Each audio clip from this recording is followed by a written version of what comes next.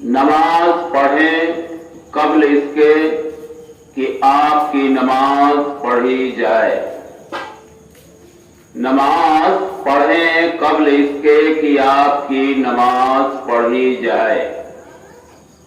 نماز پڑھیں قبل اس کے کہ آپ کی نماز پڑھی جائے. نماز کی اہمیت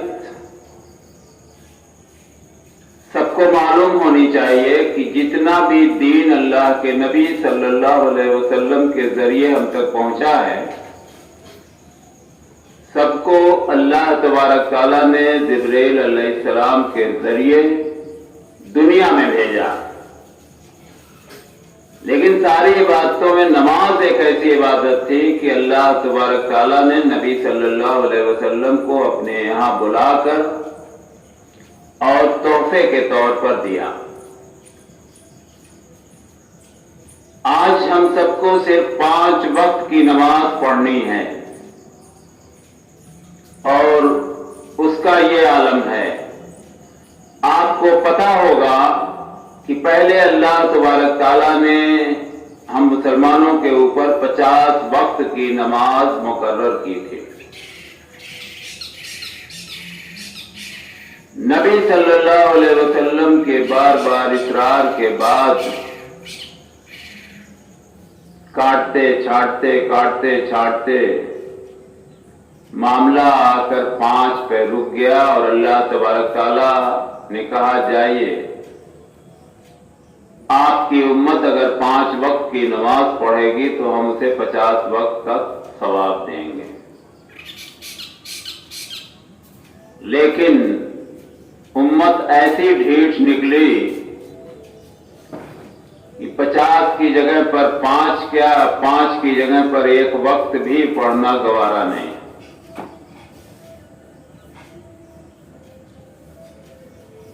لگتا ہی نہیں کہ دنیا سے ہمیں ایک نہ ایک دن رخصت ہونا. نماز ایک ایسی اہم عبادت ہے کہ اگر کوئی مسلمان بندہ اس کو انکار نہیں پڑھتا، نہیں پڑھنے کا مطلب ہے سیدھے کہ انکار کر دینا، کفر کا لفظ آیا. یعنی آپ نے خود مسلمان بنے رہنے سے انکار کر دیا کہ مجھے مسلمان نہیں رہنا. ہاں، آپ سرکاری رجسٹر میں، اسکول میں، سرٹیفکیٹ میں آپ کا جو کالم ہے دھرم کا اس میں ضرور لکھا جائے گا کہ ان کا مذہب اسلام ہے، باقاعدہ لکھا ملے گا. لیکن آپ نے خود اس کو کینسل کرا دیا کہ مجھے اسلام میں نہیں رہنا ہے. ورنہ جسے بھی اسلام میں رہنا ہے اور جس نے بھی اسلام کو اپنا مذہب مان لیا، جو اپنے آپ کو مسلمان کہتا ہے، اس کے لیے یہ قطعی زیب نہیں دیتا. اس سے تو یہ سوال پوچھا ہی نہیں جانا چاہیے کہ آپ نماز نہیں پڑھتے. نماز نہ پڑھنے کا سوال مسلمانوں سے کبھی کیا ہی نہیں گیا. ہاں، سوال کیا گیا کہ آپ مسجد میں نہیں جاتے، آپ جماعت سے نماز نہیں پڑھتے، آپ قضا کر کے پڑھتے ہیں، یہ سب سوال کیا گیا. لیکن کبھی بھی یہ حالات نہیں ہوئے دنیا کے کہ کوئی بھی مسلمان نماز نہ پڑھے. نماز ایمان کے بعد سب سے اہم عبادت ہے اور جب ہمارا آپ کا حساب کتاب لیا جائے گا تو سب سے پہلا سوال بھی مسلمانوں سے نماز کے بارے میں ہوگا. اگر نماز ہماری ٹوٹی پھوٹی ہی صحیح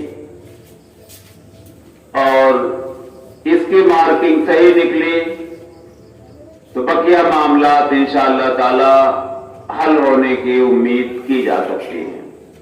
لیکن اگر بندہ نماز میں ہی پھنس گیا تو آگے کے مرحلے دشوار کن ہونے والے ہیں. لہذا آپ کسی پیر، کسی مولوی، کسی مولانا، کسی حافظ کے سہارے نہ بیٹھے رہیے کہ ہمارا بیٹا حافظ ہے، ہمارے ماموں حافظ ہیں، ہم حافظ کے باپ ہیں، یا اور کوئی رشتہ دار ہمارا مولانا ہے، ہم فلاں سے مرید ہیں، یہ ساری چیزیں کسی کے کوئی کام نہیں آئیں گی اگر آپ کا اپنا عمل آپ کا ساتھ نہیں دے گا۔ یہ جان رکھیے، کوئی کسی کا بوجھ نہیں ڈھوئے گا۔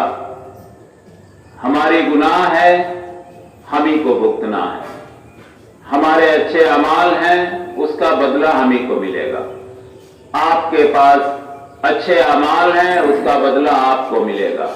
آپ کے ساتھ گناہ وابستہ ہے، اس کا وبال بھی آپ ہی کے اوپر آئے گا۔ نہ وہ آپ کا بیٹا اٹھائے گا، نہ آپ کی بیوی اٹھائے گی، نہ آپ کا باپ اٹھائے گا، نہ آپ کے بھائی اٹھائیں گے۔ یہ سب کی ذمہ داری الگ الگ ہے، اس لیے سارے مرد اور عورت سے اپیل کی جاتی ہے کہ آپ پڑھ رہے ہیں تو ٹھیک ہے، آپ کوشش کیجئے نبی صلی اللہ علیہ وسلم کے طریقے پر پڑھیے، اپنے سجدے کو، اپنے رکوع کو، اپنے اس کو اور بہتر طریقے سے پڑھنے کی کوشش کیجئے۔ اور جو لوگ نہیں پڑھ رہے ہیں ان سے میری بار بار گزارش ہے کہ آج ہی سے عہد کر لیں کہ انشاءاللہ تعالی نماز ہم کسی قیمت پر نہیں چھوڑیں گے۔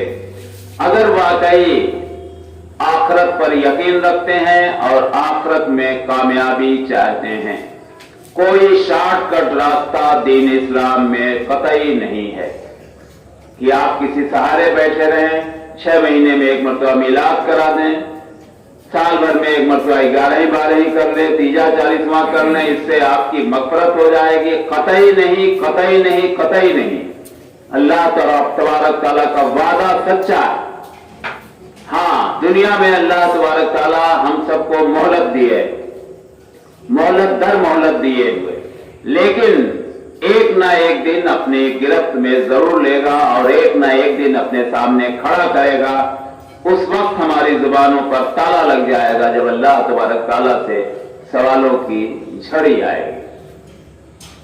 چونکہ اگر ہمارے اعمال صحیح نہیں رہیں گے تو ہماری زبان بھی کچھ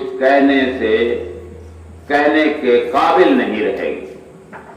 وہاں ہم آپ جھوٹ بول کر، جھوٹی گواہی دے کر نہیں نکل پائیں گے۔ وہ عدالت ایسی عدالت ہے کہ وہاں صرف سچ اور جھوٹ کا ہی فیصلہ کیا جائے گا، کسی کے ساتھ کی ذرہ برابر بھی ناانصافی نہیں کی جائے گی۔ السلام علیکم ورحمۃ اللہ وبرکاتہ۔